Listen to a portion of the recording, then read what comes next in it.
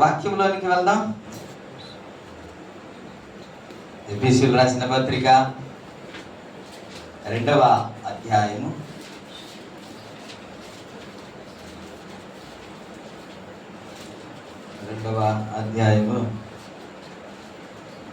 13వ వచనం చదువుకొని మనం ధ్యానంలోకి వెళ్దాం.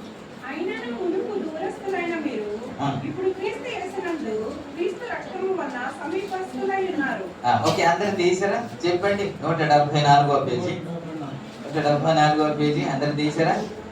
అందరు తీస్తే అందరు కలిసి ఒకసారి చదువుదాం. తీసారా? ఓకే, 1 2 3 చదువుదాం.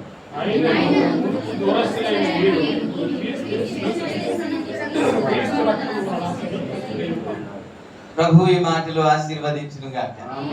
మనందరితో మాట్లాడును గాక. వినే చెవులు, గ్రహించే మనసు మనందరికీ దేవుడు అనుగ్రహించును గాక. స్తోత్రం. హల్లెలూయా, హల్లెలూయా. ఈరోజు చిన్న ఒక మంచి సందేశాన్ని ఇవ్వడానికి ఇష్టపడుతున్నా. 13వ వచనంలో మనం చదువుతాం. అయినను మునుపు మనము దూరస్తులైన మీరు ఇప్పుడు క్రీస్తునందు, క్రీస్తు రక్తం వలన సమీపస్తులై ఉన్నాం. ఏంటంటే సమీపస్తులై ఉన్నాం. ఈ మాట గుర్తు చేసుకోండి. సమీపస్తులై ఉన్నాం అంటే దగ్గరగా ఉన్నాం అని చెబుతున్నమాట. ఇదే నేను డీప్ చేస్తాను ఈరోజు. ఈ మాట ఒకటే. మనం 11వ వచనం నుండి కానీ చదివితే క్లియర్ గా మాట్లాడతారు ఎందుకు దూరంగా ఉన్నాం ఏంటా అనేది.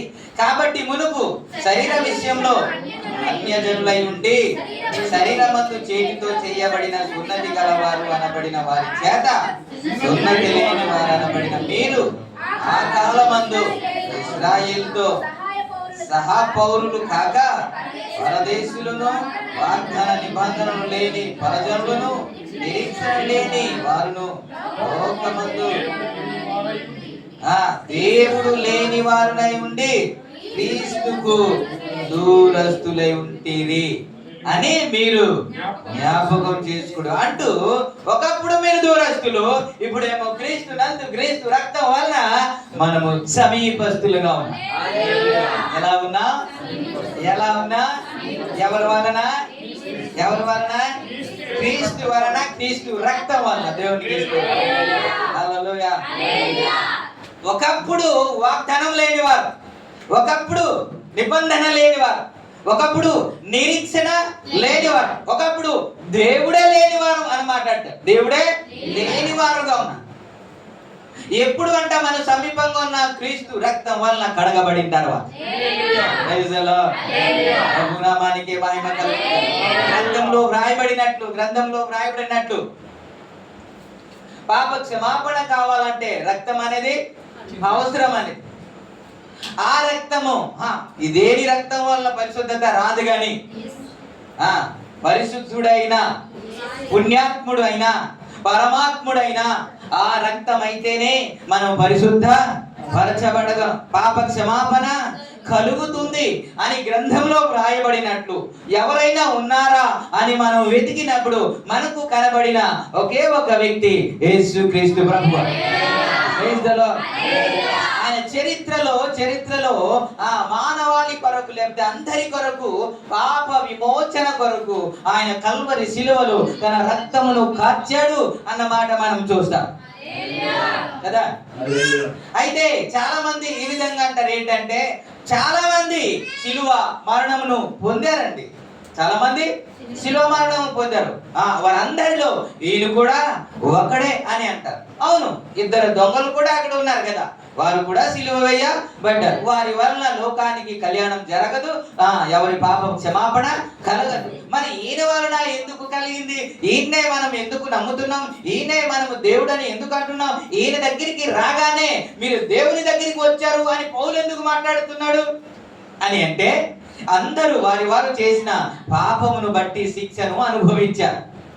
వారు చేసిన పాపమును బట్టి వారు శిక్ష దొంగ అంటున్నమాట. మేము చేసినది మాకు తగిన శిక్షయే పడింది. ఎందుకు? మనం పాపం చేశాం, మనం తప్పు చేశాం, కానీ ఇతడు ఏ తప్పిదము చేయలేదు అన్నమాట కదా.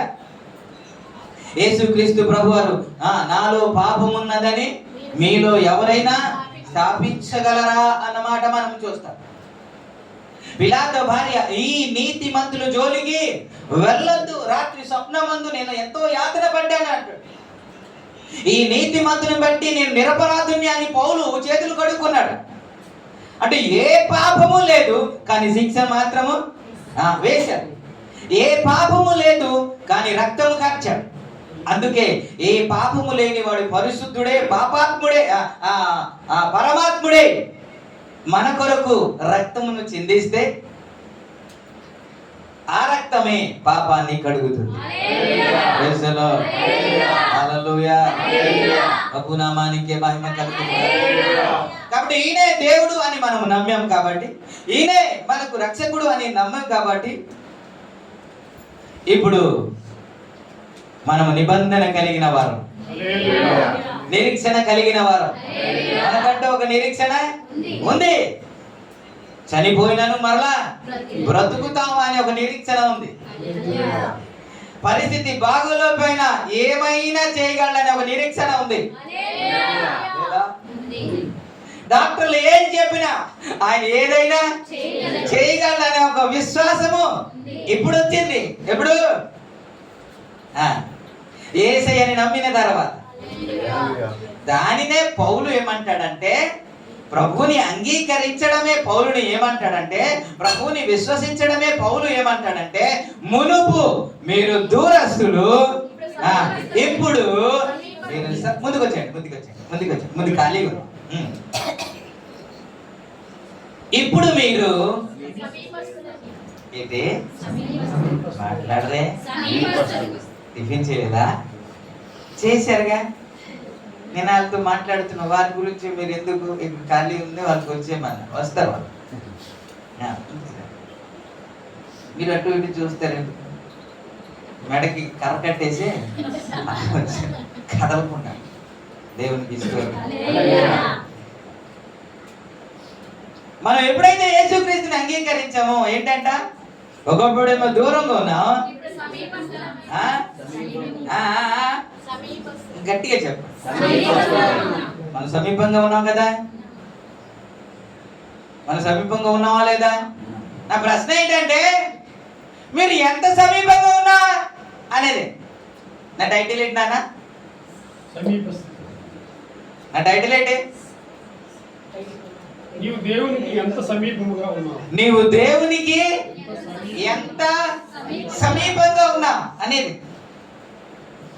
ఇప్పుడు చెప్పండి, నేను దేవునికి సమీపంగా ఉన్నా.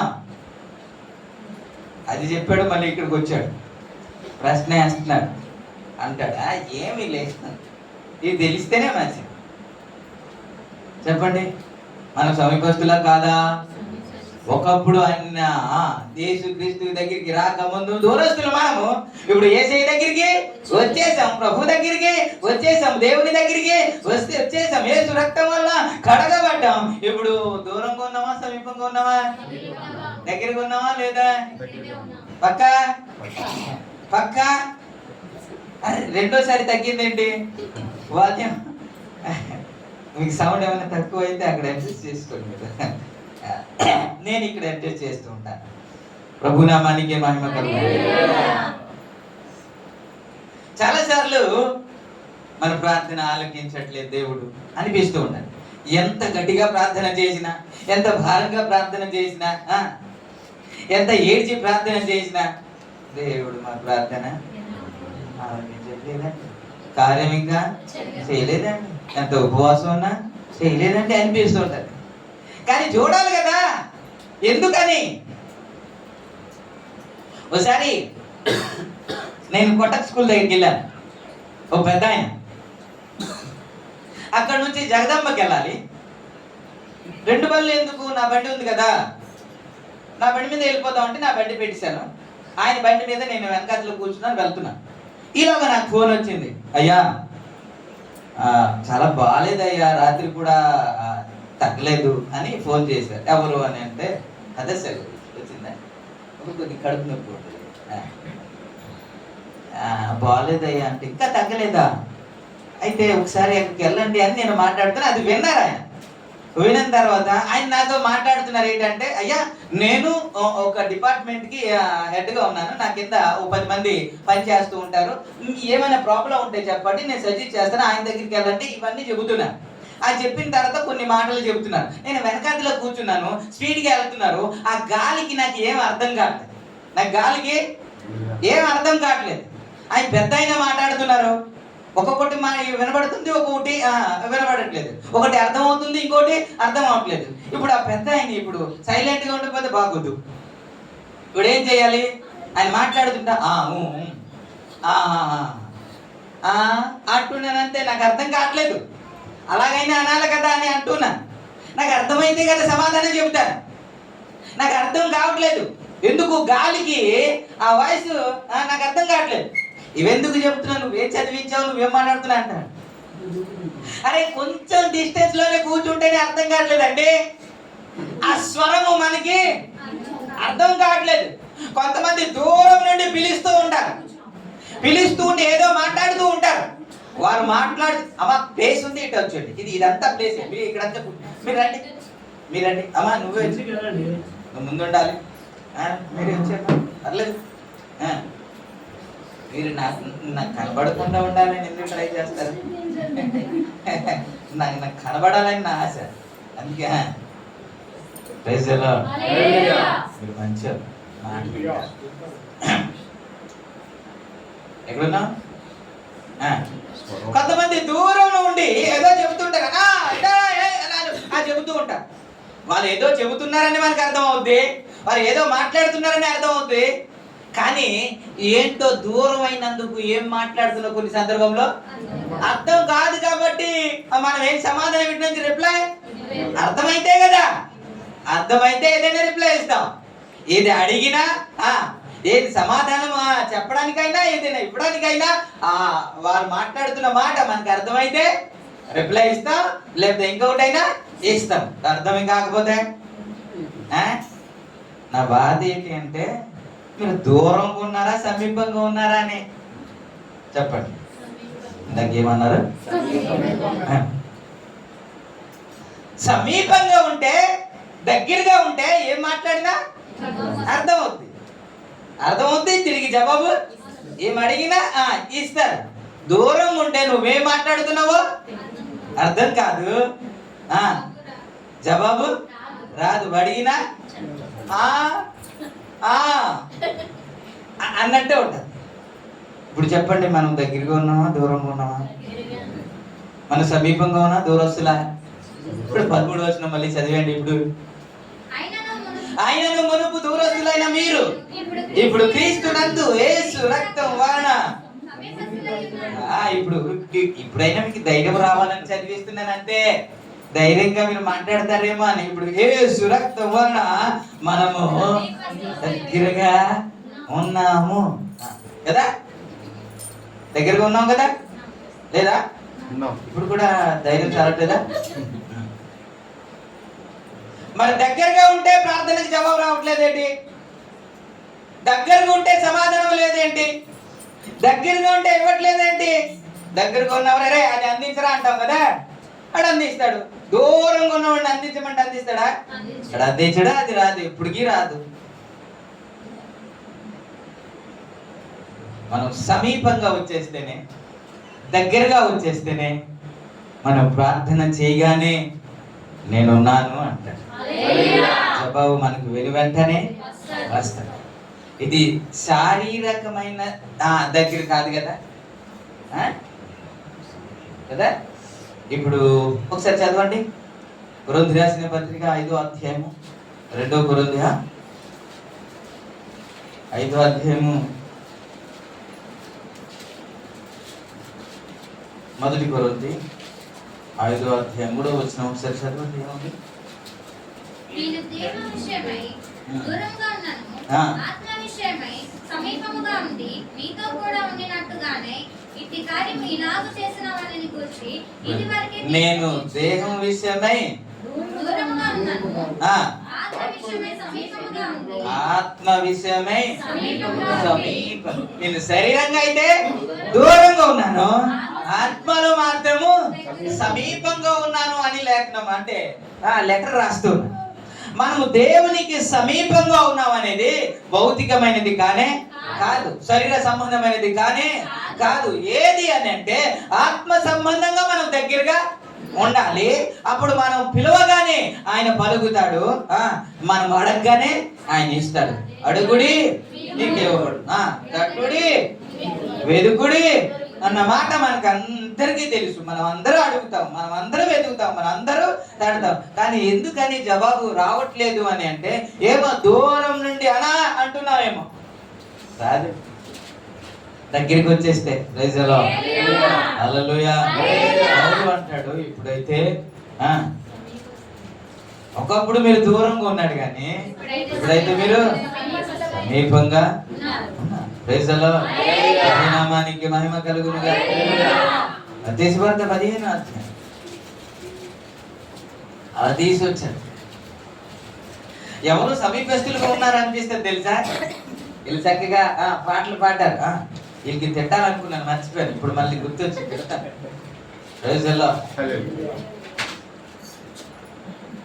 గట్టిగా చెప్పాను అనుకోండి పాస్టర్ గారు మారిపోయారు అంటారు, నెమ్మదిగా చెప్పారనుకోండి వీళ్ళు వినరు, అలాగే ఉంటారు.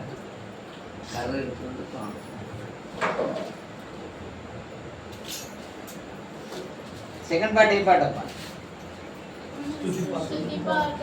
నా స్తుతి పాత్రుడా నా యేసయ్యా. ఇందులో పాడారు మీరు కదా, ఇందులో పాడితే మీరు ఎత్తలేరు, హై అయిపోద్ది. కొంతమంది ఆగిపోయారు, అందుకే చెప్తాను ప్రాక్టీస్ చేయండి అని. చేయట్లేదు మీరు.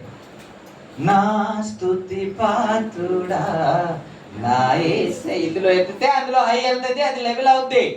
మీరు హైలో ఇక్కడ పాడితే అక్కడ అంటాడు. పాడట్లేదు, ఇప్పుడు నేర్చుకుంటా. జాగ్రత్తగా ప్రాక్టీస్ చేయండి. ప్రభు నామానికి మహిమ కలుగునుగా. ఇంకోసారి నాకు చెప్పడానికి అవకాశం ఇవ్వద్దు, సెటర్డే అయిపోయింది. ప్రభు మీకు సహాయం చేయనుగా. చక్కగా ఆరాధన చేశారు కదండి, చక్కగా పాడించారు కదండి, చక్కగా పాడారు కదండి, చక్కగా చప్పట్లు కొట్టారు కదండి. వీళ్ళందరినీ చూస్తుంటే మనకి ఎలా అనిపిస్తుంది? వీళ్ళు దగ్గరగా ఉన్నారు అనిపించదు, వీళ్ళు సమీపంగా ఉన్నారు అనిపించదు, అనిపిస్తుందా లేదా?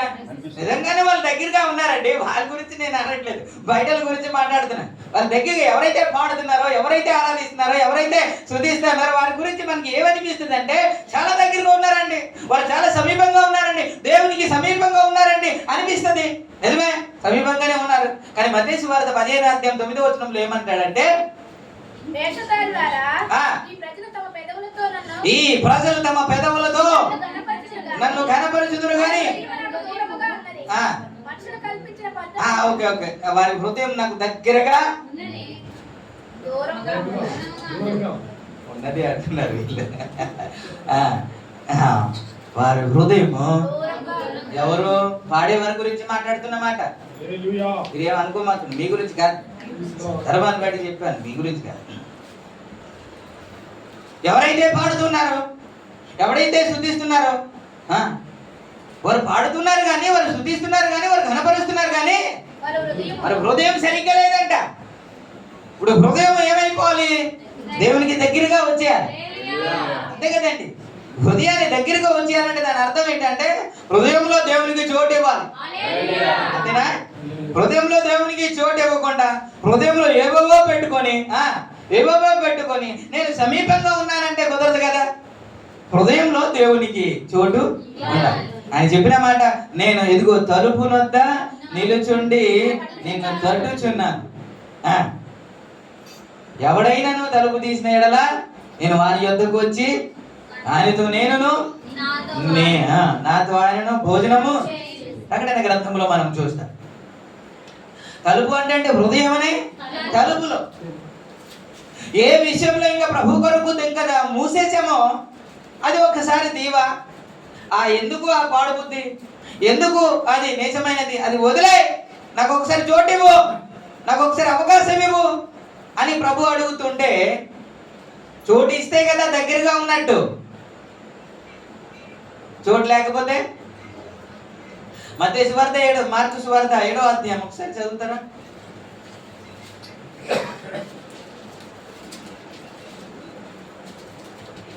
21వ వచనం.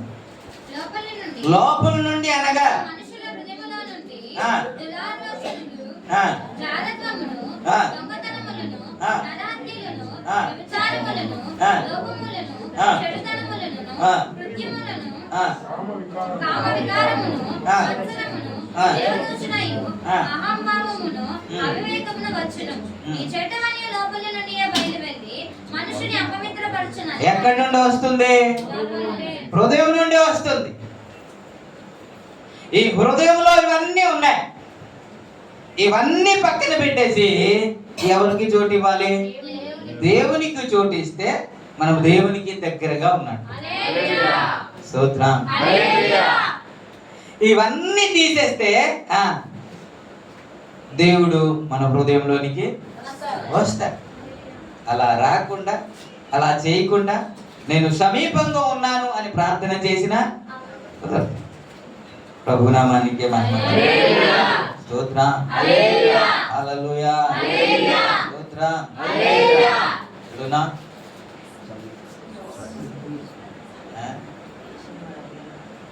ఎక్కడున్నా? సమీపంగా మనం దేవునికి సమీపంగా ఉండాలి అనే మాట జ్ఞాపకం చేస్తున్నాం.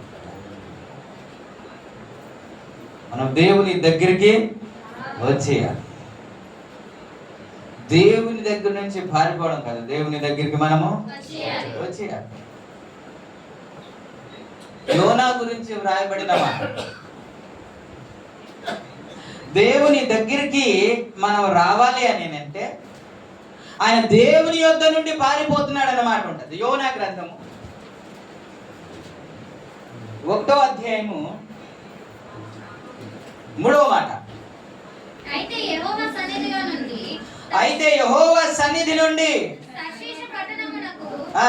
పారిపోవాలని ఆ. యోనా యొప్పేకు పోయి ఆ. తర్షీషునకు పోవు ఒక ఓడను చూసి ఆ. ప్రయాణముకు కేవు ఇచ్చి ఆ. యెహోవా సన్నిధిలో నిలువక ఆ. ఓడవారితో కూడి ఆ. తర్షీషునకు పోవుటకు ఓడ ఎక్కెను. యెహోవా సన్నిధిని నిలవక ఓడవారితో కూడి ప్రయాణము చేయడానికి కేవి ఇచ్చి వెళ్ళిపోతున్నాడంట ఆయన. అక్కడ వ్రాయబడిన మాట, అతడు దేవుని సన్నిధిలో ఉండాలి. ఎవరితో ఉండాలి?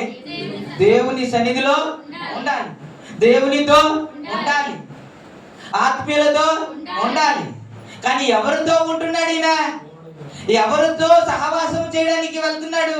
దేవుని సన్నిధిని వదిలేశాడు. ఇప్పుడు ఆ ఓడవారితో కూడి అన్నమాట. మనం ఉంటే ఆత్మీయులతో ఉండాలి. ఎవరితో ఉండాలి? ఆత్మీయులతోనే ఉండాలి. కానీ ఓడవారితో కూడి. ఒక మాట మీకు జ్ఞాపకం చేసుకోండి. నేను ఇక్కడ ఉన్నాను, రెడ్డి గారు అక్కడ ఉన్నారు. నాకు దగ్గర అయితే రెడ్డి గారికి దూరం అవుతాను, అంతేనా?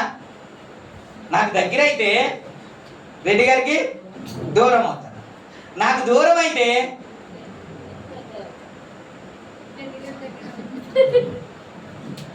మాట్లాడరేటండి. నేను ఇక్కడ ఉన్నానండి, నేను ఇక్కడ ఉన్నాను. ఒక వ్యక్తి, కొన్ని ఈ వ్యక్తి అనుకుందాం నా దగ్గరికి వచ్చాడండి, తనకి దగ్గర అవుతారా? ఎవరికి దూరం అవుతారా?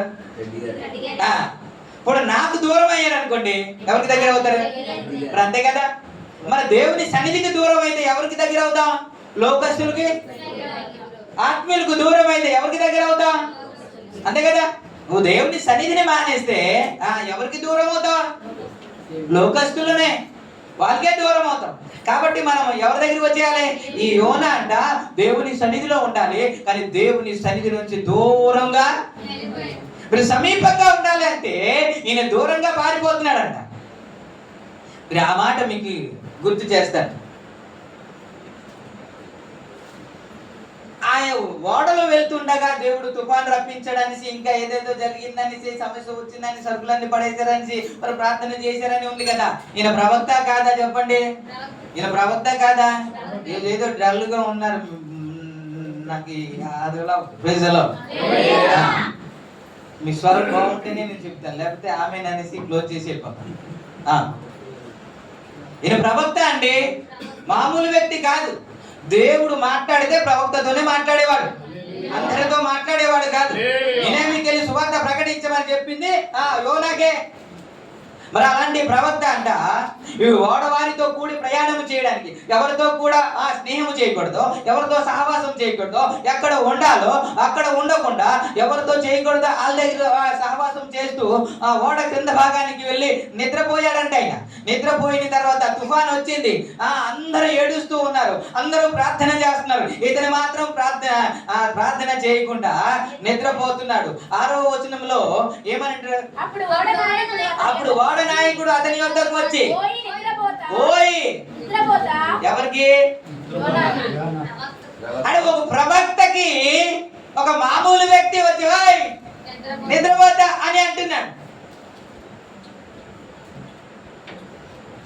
ప్రవక్తే, ఇతనితో దేవుడు మాట్లాడుతున్నాడు. ఇతడు గొప్ప వ్యక్తే, కానీ గొప్ప వ్యక్తి అని వారికి తెలుస్తుందా? పాస్టర్కి గౌరవం ఇవ్వాలా వద్దా అని అన్యులకి ఏం తెలుస్తుందండి? విశ్వాసులకి తప్ప వారికి ఏం తెలుస్తుంది? ఇప్పుడు అక్కడ వాళ్ళ దగ్గరికి వెళ్తే మరి ఏం మర్యాద ఇస్తారా? ఎవరు కదా. అందుకే ఎలా పిలుస్తున్నారు, నిద్రపోతా. ఎందుకని? అందుకే ఒక సామెత ఉంది, పందుల ముందు ముత్యాలు అంటే దానికి విలువ తెలుస్తుందా? నేను బొట్టపాలను రోజు వెళ్తున్నానండి, వెళ్తుంటే చెత్త నుండి సంపంగి అటేదో ఉందండి, అక్కడ చెత్తలన్నీ వేస్తున్నారు, కాలుస్తున్నారు. నేను ఎప్పుడు వెళ్ళినా అక్కడే ఉంటాయి, చాలా ఉంటాయి, ఎక్కడికి కదలట్లేదు. ఇది ఎక్కడ కదలట్లేదు ఏంటి అని అంటే అదే ఆహారం. దేవునికి స్తోత్రం. ఏంటి పందులు, దేవునికి స్తోత్రం. ఆ చెత్త విలువైనది అదే. ఇంకా దానికి ఏమి బంగారం వేసినా, వెండి వేసినా, వజ్రాలు వేసినా దాని విలువ దానికి తెలియదు. పాస్టర్ విలువ, ప్రవక్త విలువ ఎవరికి తెలుస్తుంది? ఆత్మీయులకే తెలుస్తుంది. నువ్వు ఉంటే ఎక్కడ ఉండాలి? నువ్వు విలువైన వాడవే. మీరు మామూలుగా అనుకుంటారు మీరు విలువ లేని వారు అని అనుకుంటున్నారు. మీరు ఎంత విలువైన వారు చెప్పనా? ఎంత విలువైన వారు చెప్పనా? ఇప్పుడు 1 కేజీ ఇనుము ఉందనుకోండి, లక్షల రూపాయలు ఇచ్చి కొంటామా?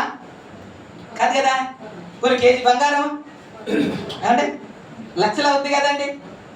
కేజీ వజ్రం కోట్లు అవుతుంది, లక్షలు కాదు కోట్లు అవుతుంది కదండి. ఒక బంగారంకి వెల కట్టవచ్చు, ఒక ఇనుముకి లేకపోతే వెండికి వెల కట్టవచ్చు, ఒక వజ్రానికి వెల కట్టవచ్చు. కానీ నీకు దేని ద్వారా దేవుడు కొన్నాడు దానికి వెల కట్టలేం కదా. దేని ద్వారా కొన్నాడు? ఇప్పుడు మనం చదువుకున్న లేఖనం ఏంటంటే యేసు రక్తం వలన మనము సమీపస్తులమై ఉన్నాము. దేని వలన సమీపంగా ఉన్నాము? దేని వలన మనము దూరస్తులమని ఇప్పుడు దగ్గరగా వచ్చేసామంటే యేసయ్య రక్తం వలన.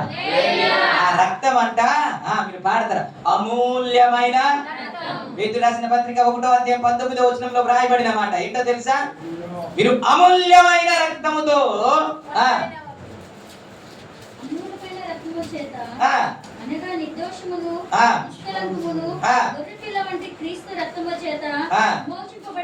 Okay okay okay. ఆ ఒక్క లైన్ మాత్రం ఏ పదం వాడాడు?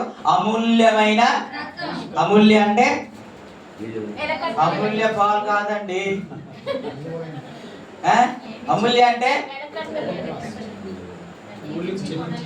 వెలగట్టలే. దానికి ఎంత వెల అని? వెలగట్టలేని వెల ఇచ్చి నిన్ను కొన్నాడంట ఆయన. అంటే ఎంత ఖరీదైన వారు మీరు ఒకసారి ఆలోచించండి. ఒక ఇనుమే ₹1,00,000 ఇచ్చి కొనలేము కదా, కానీ నిన్ను కొనేటప్పుడు, నిన్ను విమోచించేటప్పుడు వెల కట్టలేని రక్తం ఇచ్చి నిన్ను కొన్నాడంటే నువ్వు ఎంత ఖరీదైన వాడు ఒకసారి ఆలోచించండి. ఇంత ఖరీదైన వ్యక్తి వాళ్ళ దగ్గరకు ఉంటే, అదే చెప్పాను కదా, పందుల ముందు దగ్గరికి వెళ్తే అది ఖరీదైనా సరే పట్టించుకోరు కదా. వీళ్ళు ప్రవక్తే, కానీ ఎక్కడికి వెళ్ళాడంట? దేవుని సన్నిధిలో ఉండాలి, దేవునితో ఉండాలి, దేవుని బిడ్డలతో ఉండాలి, సహవాసంలో ఉండాలి. నాకెందుకు ఈ సహవాసం అని ఎక్కడికి వెళ్ళిపోయాడు? ఓడవారితో కూడి ప్రయాణము చేయడానికి వెళ్ళిపోయాడంట. వాళ్ళు పలుకుతున్న మాట మర్యాదకు కదే ఓ చిన్న పిల్లడితో మాట్లాడినట్టు మాట్లాడుతున్నారు కదా. ఎక్కడుంటే గౌరవమా అక్కడే ఉండాలి. హల్లెలూయా.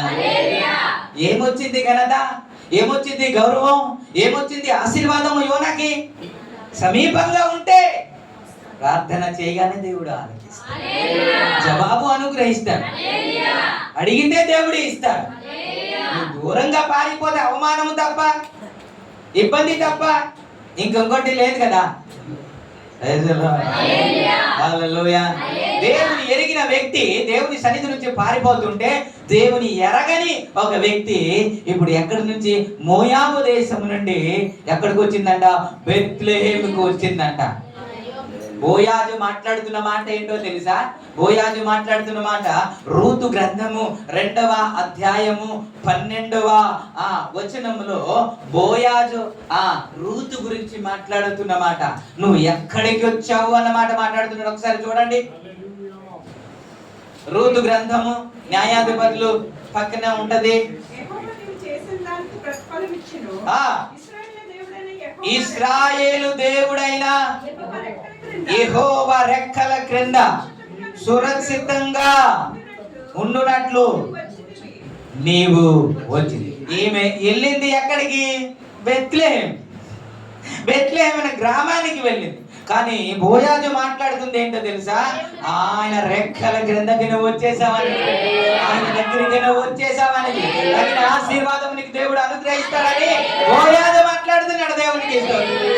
నువ్వు ఆత్మీయుల దగ్గరికి రాకుండా, పరిశుద్ధుల దగ్గరికి రాకుండా, ప్రార్థన పరుల దగ్గరికి రాకుండా నేను సమీపంగా ఉన్నాను అని అంటే అది భ్రమ తప్ప ఇంకొకటి కాదు కదా. అందుకే వారు పెదవులతో మాత్రమే పాడుతున్నారు. హృదయం అయితే నాకు చాలా, హృదయంలో చాలా ఉన్నాయండి, హృదయంలో చాలా ఉన్నాయి. అది అన్ని విడిచిపెట్టకుండా నేను మాత్రం కనపరుస్తున్నారు. అలాంటి వారు నాకు సమీపంగా ఉన్నట్టు కాదు, వాళ్ళు దూరంగా ఉన్నారు. ఇలాంటి వారు ప్రార్థన చేసిన జవాబు వస్తుందంటారా? అంటే వస్తుందా? ఈమె మాట్లాడిన మాట 1వ అధ్యాయం 16వ వచనంలో చూడండి. అందుకు రూతు నా వెంబడి రావద్దని, నన్ను విడిచిపెట్టమని నన్ను బతిమాలి కొనవద్దు. నీవు వెళ్ళు చోటుకే నేను వచ్చేదను, నీవు నివసించే చోటనే నేను నివసించేదను, నీ జనమే ఇజ్రాయేల్ ప్రజలై ఉండి యోనా ఏమో అక్కడి నుంచి పారిపోయి వాడవారితో కూడా ప్రయాణము చేయడానికి వెళ్ళిపోతుంటే అన్య జనాంగంలో ఉన్న రూతు ఇప్పుడు అంటుంది, నీ జనమే, నీ పిల్లలే, నీ బంధువులే, నీ దేవుడే. నువ్వు ఎక్కడుంటే నేను అక్కడే ఉంటా, నీ సహవాసమే. అది దేవునికి స్తోత్రం. అలా చేయకుండా మనం సమీపంగా ఉన్నాం. చర్చ అవుతుంటే ఎక్కడో ఉంటారు, ఇక్కడ ప్రార్థన అవుతుంటే వాళ్ళు బీచ్లో తిరుగుతూ ఉంటారు కదా. గ్రూప్ ప్రార్థన అవుతుంటే వీళ్ళేమో చెప్పండి షికారులో ఉంటారు. నేను సమీపంగా ఉన్నానంటే కుదరదు కదా. సమీపంగా ఉన్నావా? మీరు ఒకప్పుడు దూరస్తులను, ఇప్పుడు యేసు రక్తం వలన మీరు సమీపస్తులై ఉన్నారు అన్నమాట. నిజమేనా అంటే తరచుగా మనం చూసుకుంటేనే కదా అర్థం అవుతుంది. యోనా ఏమో పారిపోయి సమస్యకు లోనయ్యాడు. సమస్యకి డాక్టర్ ఏం పేరు చనిపోయారు, చైరాజ్ గారు. ఆయన డాక్టర్ కదండి. ఆయన యోనా గురించి వివరిస్తూ మాట్లాడుతూ ఏమన్నారంటే 3 రోజులు కడుపులో నుండి వచ్చేటప్పుడు రూపురేఖలు మారిపోయిందంట.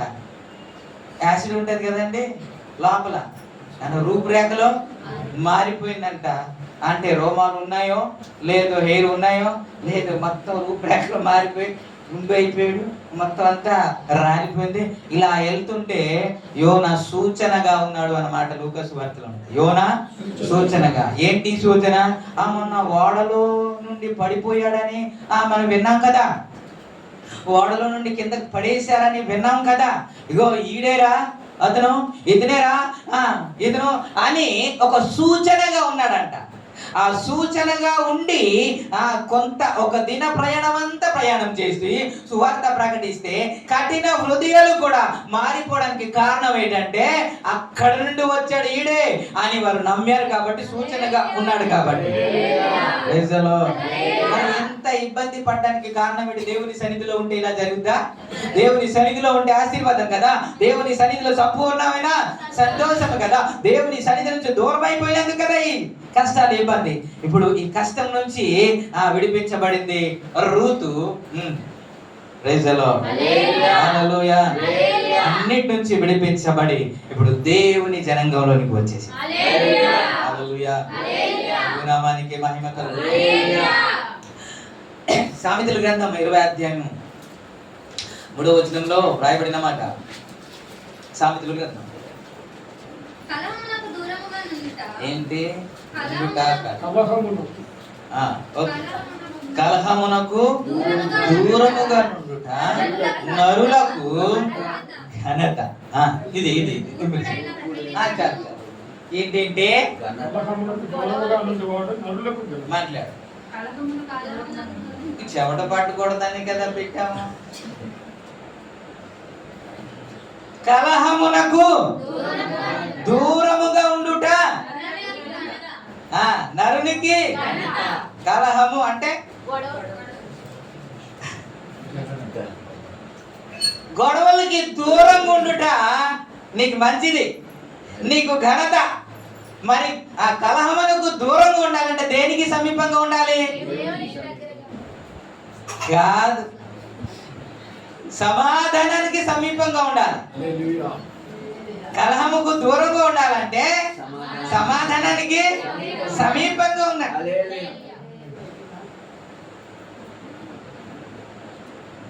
మనలో నేను చాలా సంతోషిస్తున్నా. మన సంఘాన్ని బట్టి అనేక చోట సాక్ష్యం చెబుతూ ఉంటాను.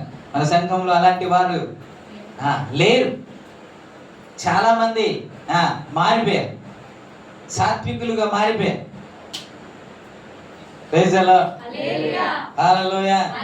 కొంతమంది ఉంటారు, కొన్ని చర్చెస్ లో కావచ్చు, కొంతమంది బయట మనం చూస్తూ ఉంటాం. ఏమిటి అని అంటే మాట్లాడితే చాలా భయం వేస్తుంది. అమ్మో ఆవిడ నోట్లో ఏమనకూడదు, ఏది మంచిగా మాట్లాడినా కలహమే, ఏ మంచి చెప్పినా సరే నేను మీకు కాదని ఆల్రెడీ క్లియరెన్స్ ఇచ్చాను కదా, అయినా సీరియస్ మూడ్ లోకి వెళ్ళిపోతున్నా. మీకు కాదు, ఓకే. కొంతమంది గురించి మాట్లాడతాం, ఏది చెప్పినా ఎందుగా అంటే మామూలుగా చెప్పొచ్చు కదా, మామూలుగా మాట్లాడచ్చు కదా. ప్రతిదీ కలహమే, ప్రతిదీ గొడవే. కూతురుతో గొడవే, కోడలతో గొడవే, అల్లుడితో గొడవే, కొడుకుతో గొడవే. కలహమునకు దూరంగా ఉండాలి క్రైస్తవులైన మనం. తెలుగు కలహమునకు దూరంగా ఉండడం అంత ఈజీ అనుకుంటున్నారేమో, చాలా కష్టం. అంటే వాళ్ళు కోపపడినా ఏం చేసినా సరే మనం సర్దుకొని వెళ్ళాలంటే అంత ఈజీ కాదు. దేవునికి స్తోత్రం. వాడు తిట్టినా కలహం ఆడకూడదు. తిడితే మనం కదా కలహం ఆడతాం, గొడవడతాం కదా. వాడు కలహం ఆడకూడదు అంటే మనం ఏం చేయాలి? వాడు తిట్టినా సరే పోనీలే అని ఉండాలి. మనం ఎక్కడ ఉంటాం? మనం ఉంటాం. దేవునికి స్తోత్రం. మీరు బాగా వాక్యం వింటున్నారు కానీ కొన్ని మర్చిపోతున్నారు. ఎవరైతే గురి వద్దకు పరిగెడుతున్నారో, ఎబ్రీ రాసిన పత్రిక 12వ అధ్యాయం 1-2 వచనము, ఇంత గొప్ప సాక్షి సమూహము మనలను ఆవరించినందున మనము కూడా ప్రతి భారమును సులువుగా చిక్కులు పెట్టే పాపమును విడిచిపెట్టి 12:1-2 విశ్వాసమునకు కర్తయు దాన్ని కొనసాగించువాడైన యేసు వైపు చూచుచు మన ఎదుట దేంతో దేంతో దేంతో ఉందా ఓపిక? కొంచెం పదార్థం తీయండి. అదే 36. మీరు దేవుని చిత్తమును నెరవేర్చిన వారై వాగ్దానము పొందు నిమిత్తము ఓరిమి అవసరమై ఉన్నది. ఏమంటారా అంటే నేను అందుకే మీ గురించి చాలా సాక్ష్యం చెబుతూ ఉంటాను. అనేక రండి, నా సంఘానికి రండి, ఎంత ఓపికగా ఉంటారు మన బిడ్డలు. నిజమే, ఒక్కసారి వచ్చి చూడండి. ఒకప్పుడు దూరస్తులు, ఒకప్పుడు కోపిస్తులు, ఇప్పుడు మొత్తం అందరూ మారిపోయారు. కలహమే లేదు, జగడమే లేదు, గొడవే లేదు, కోపమే లేదు. గట్టిగా మాట్లాడండి.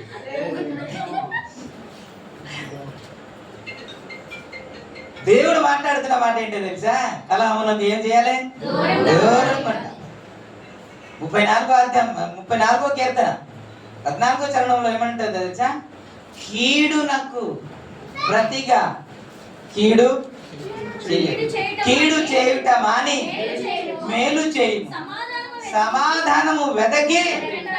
ఏంటంటే సమాధానం మన దగ్గరికి రాదు, మనమే సమాధానం దగ్గరికి వెళ్ళాలి. దాన్నే వెతికి మనము పట్టుకోవాలి. అది నీ దగ్గరికి రాదు. కీడు చెయ్యొద్దు, మేలు చెయ్యి, సమాధానం వెతికి. మనం ఏమంటా అంటే, ఎందుకయ్యా కీడు చేస్తున్నారు, ఎందుకయ్యా కలహం అని అంటే, నన్ను అంటే ఊరుకుంటానండి. ఏమనలేదు, వాడు అన్నాడు. ఓపిక అంటే ఇంకేంటి? వాడు ఏమన్నా సరే ఉండడం కదా ఓపిక, అదే కదా. మరి ఆ ఓపిక లేకపోతే వాగ్దానము పొందలేదు. ఈ కలహమే ఉంటే మనము దేవునికి దగ్గర అయినట్ట.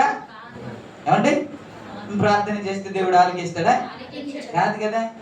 మనం కలహానికి దూరంగా ఉంటే దేవునికి సమాధానానికి దగ్గర అంటే ఏంటో తెలుసా? పరిశుద్ధాత్మ గురించి వ్రాయబడిన మాట, ఆయన సమాధానానికి కర్త గాని అల్లరికి కర్త కాదు. ఎవరు? పరిశుద్ధాత్మ దేవుడు. మీరు ఇంకా చూడండి, ఎపిసిల్ రాసిన పత్రిక 4వ అధ్యాయం 1-2 వచనం. సమాధానమును బంధము చేత ఆత్మ కలిగించు ఐక్యమును కాపాడుకొనుట యందు శ్రద్ధ కలిగిన వారై ప్రేమతో ఒకరినొకడు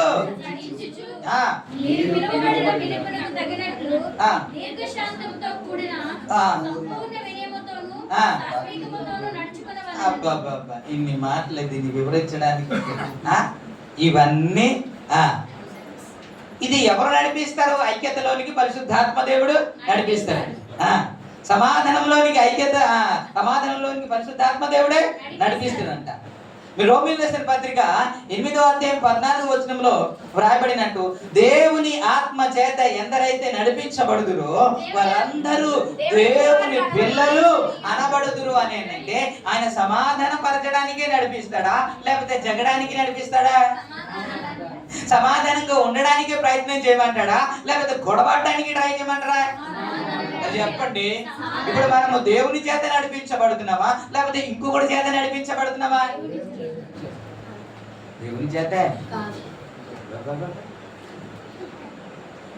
దేవుని చేత నడిపించబడుతున్నాం అంటే దాని అర్థం ఏంటో తెలుసా?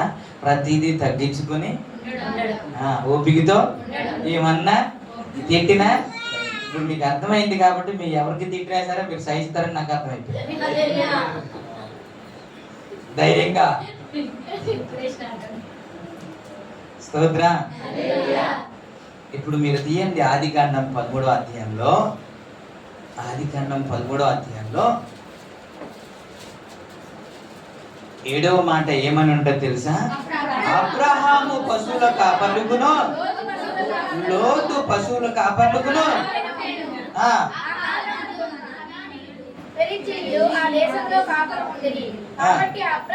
కాబట్టి అబ్రహాము మాట్లాడుతున్నాం, మనము బంధువులము గనుక నాకును నీకును పశువుల కాపర్లుకును నీ పశువుల కాపర్లుకును కలహము ఉండకూడదు. ఇంకా చెప్పాలంటే తండ్రి అండి, ఏట్రా పోనీలే అనేసి తీసుకొస్తే నువ్వేంటి గొడవడుతున్నావు, నువ్వేంటి వరపక్షణ వస్తున్నావు అని ఒకటి లాగి కొట్టి బుద్ధి చెప్పాలి. బుద్ధి చెప్పడానికి కూడా అధికారం ఉంది అబ్రహాంకి, తండ్రి కాబట్టి. కానీ అబ్రహాము మాట్లాడుతున్నమాట, అబ్రహామే సమాధాన పడినట్టు మనం చూస్తాం. ఎవరు సమాధాన పడాలి? పెద్దోళ్ళకి చిన్నోళ్ళు సమాధాన పడాలా, లేకపోతే చిన్నోళ్ళకి పెద్దోళ్ళు సమాధాన పడాలా? చిన్నోళ్ళే. మరి కొడుకే తండ్రి దగ్గరికి వెళ్ళి సమాధాన పడాలి.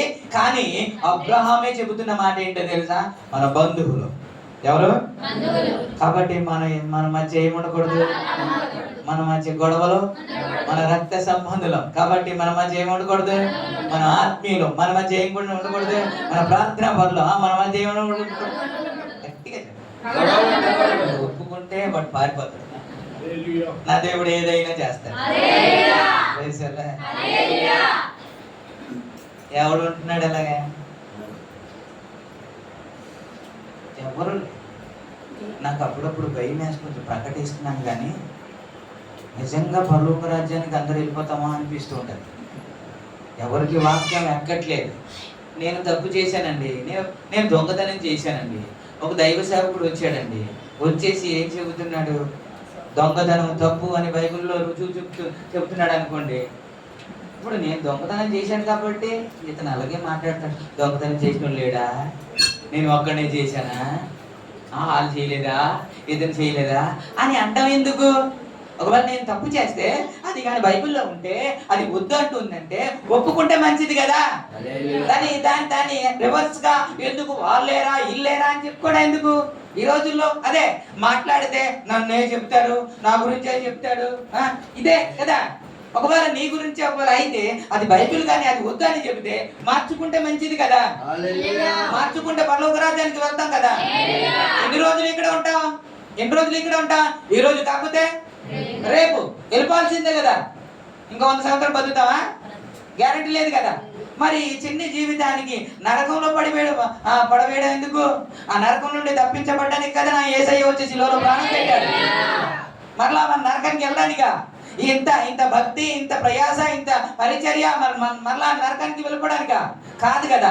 నరకం నుండి తప్పించబడ్డానికి, అగ్ని నుండి తప్పించబడ్డానికి, సమస్య నుండి తప్పించబడ్డానికి, ఉగ్రత నుంచి తప్పించబడ్డానికి. అందుకే కదా దేవుడు వచ్చాడు. మరి దానికే కదా ఈ పరిచర్య. దేవుడు వచ్చేస్తున్నాడు కాబట్టి, యేసయ్య ఆయన రాబోతున్నాడు కాబట్టి, ఆయన రాకడకి సిద్ధపడాలని కదా ఇవన్నీ జరుగుతున్నాయి. హల్లెలూయా. ఆయన వస్తుందిరా, బట్టలు సర్దుకోరా, ఇస్త్రీ చేసుకోరా, బట్టలు వేసుకోరా అంటే నిక్కర వేసుకొని కూర్చున్నా అంటే నేనేం చేస్తాను? ఇంకా అది వస్తుంది, వెళ్ళిపోద్ది. మనం ఇక్కడే ఉంటాం. యేసు రక్తమే జయం. అప్పుడు పండ్లు కొరుకుతాయు, ఏడుపును పండు కొరుకుతాయు. మరి అలా జరగలేదా? 10 మంది వెయిట్ చేశారు. ఎవరైతే సిద్ధంగా లేరో వాళ్ళేమో అక్కడికి వెళ్ళారు, వీళ్ళేమో లోపలికి వెళ్ళారు. డబ్బు కొట్టారు. కొద్దిగా డోర్ తీవా అన్నారు. తీసిరా? మీరెవరో నాకు ఇన్ని రోజులు చెబితే ఇస్త్రీ చేసుకోరా, సర్దుకోరా, బట్టలు సర్దుకోరా, బతుకులు మార్చుకోరా, ఇంటిని సరి చేసుకోరా అంటే ఎప్పుడు పట్టించుకొని పాపానికి పోవాలి. నేనే తిడుతున్నానా? నేను కూడా పడుతున్నానా? నేను కరెక్టే చెప్తున్నాను అన్నావు. లోపల పడేస్తాడు. 2 వస్తారు, లాక్కుని వెళ్ళి పడేస్తాడు. యేసు రక్తమే చెయ్యి. హల్లెలూయా. మనం అందరం తప్పించబడాలన్న సంఘం అంతా దేవుని సన్నిధిలో ఉండాలని ప్రయాస. ఎవరిని కించపరచడానికి కాదు, ఎవరిని ఇబ్బంది పెట్టడానికి కాదు, నువ్వు మంచోడు కాదు, నువ్వు మంచోడు అని చెప్పడానికి కాదు. ఇది అందరిలో బలహీనత ఉన్నాయి. కానీ మనం అందరం మారిపోయి దేవుని చిత్తానుసారంగా మారి మన పరలోక రాజ్యానికి వెళ్ళిపోవాలి. ఆ విధంగా మనం జీవించగలిగితే కలహంకి ఏమి ఉండాలి? దూరంగా ఉండాలి. అలా ఉండగలిగితేనే మనం దేవునికి సమీపంగా సమాధానం వెతికి ఏం చేయాలా? వెంటాడా. మాక్సిమం అందరితో సమాధానముగా ఉండడానికి 12:18 అనుకుంటాను. 12:18 అనుకుంటాను. ఏమని ఉంటుంది అంటే సాధ్యమైనంత వరకు అందరితో సమాధానం కలిగి ఉండట. సత్యమైతే మీ చేతనైతే మట్టుకు సమస్త మనుషులతో ఎలా ఎలా అలా అలా అలా సమాధానం కలిగి ఉండడం అంత ఈజీ కాదు అని చెబుతున్నాను. చాలా కష్టపడాలి, చాలా ప్రయాసపడాలి, చాలా ఓర్చుకోవాలి, చాలా తగ్గించుకోవాలి, చాలా నొప్పిని భరించాలి. అప్పుడే మనం సమాధానంగా ఉండగలం. అలా ఉంటేనే దేవునికి సమీపస్తులుగా మనం ఉన్నట్టు, అలా ఉంటేనే దేవునికి దగ్గరగా ఉన్నట్టు. మనం దగ్గరగా ఉన్నావా, మీరు ఏది అడగండి దేవుడు ఇస్తాడు. ఒక మాట చెప్తాను, చాలా ఉన్నాయి కానీ నాకు టైం అయిపోయింది అనిపిస్తా ఉంది. యెషయా గ్రంథము 58వ అధ్యాయం, 58వ అధ్యాయం 8వ వచనం నుండి ఒకసారి చదువుకుందాం. 8వ ఆకలిగొన్న వారికి పెట్టుటయు, ఈ రక్త సంబంధిత మొక్కలు తప్పించుకొనుటయు, దిక్కుమాలిన బీదలకు నీ ఎంట చేర్చుకుంటాయి. వస్త్రహీనుడు నీకు కనబడినప్పుడు వానికి వస్త్రము తెచ్చుటయు. ఇదే కదా నాకు ఇష్టమైన ఉపవాసం. అలాగూ నీవు చేసిన ఎడల నీ వెలుగు వేకువ చుక్కవలే ఉదయించును. స్వస్థత నీకు శీఘ్రముగా లభించును. నీ నీతి నీ ముందర నడుచును. యెహోవాయైన నీ సైన్యపు వెనుకటి వైపు కావలి కాయును. అప్పుడు నీవు పిలువగా యెహోవా ఉత్తరమిచ్చును. అప్పుడు నీవు పిలువగా, ఇంకా నీవు మొరపెట్టగా ఆయన నేను ఉన్నాను అన్నాడు. Praise the lord. హల్లెలూయా. ఆయన మనం ప్రార్థన చేయగానే నేనున్నాను అంటాడు, నేను ఉన్నాను అంటాడు. ఆయన జవాబు ఇస్తాడంట. ప్రభునామానికి మహిమ కలుగును. ఎప్పుడు అని అంటే ముందు వ్రాయబడిన ప్రతి మాట. Praise the lord. హల్లెలూయా. స్తోత్రం. హల్లెలూయా. దేవునికి దూరంగా ఉండి, దేవునికి దూరంగా ఉండి, సమాధానంతో దూరంగా ఉండి, నీతికి దూరంగా ఉండి, ఆత్మీయంగా దూరంగా ఉండి మన ప్రభు దగ్గర ప్రార్థన చేసినా, ఎంత మొరపెట్టినా, ఎంత కన్నీళ్లు కార్చినా ఫలితము జవాబు ఉండదు. మనం ఈ ముక్క ఒకటే పట్టుకొని, ఒకప్పుడేమో మన దూరస్తులు, ఇప్పుడేమో సమీపస్తులు అని చెప్పుకున్నా సరే, దేవుడు మాట్లాడుతున్నమాట. వారు పెదవులతో ఘనపరుస్తున్నారు, పెదవులతో ప్రభుని స్తుతిస్తున్నారు, కానీ నిజానికి వారు హృదయము దగ్గరగా లేదు. హృదయము మోసకరము, అది ఘోరమైన వ్యాధి గలది అని. దానికి స్వస్థత రావాలి. తరచుగా మీకు చెబుతున్నాను ఏంటో తెలుసా, మనం శారీర స్వస్థత కంటే ఆత్మ సంబంధం స్వస్థత గురించి ఎక్కువ ప్రార్థన చేయాలి. మనం ప్రైజ్ ది లార్డ్. మన అందరిలో ఆత్మ సంబంధం స్వస్థత రావాలి. అప్పుడే మనం దేవునికి దగ్గరగా ఉంటాం, దేవునికి సమీపంగా ఉంటాం. మనం పిలువగా నేను ఉన్నాను అంటాడు, ఆయన జవాబు అనుగ్రహిస్తాడు. ఈ మాటలు దేవుడు ఆశీర్వదించును గాక. Praise the lord.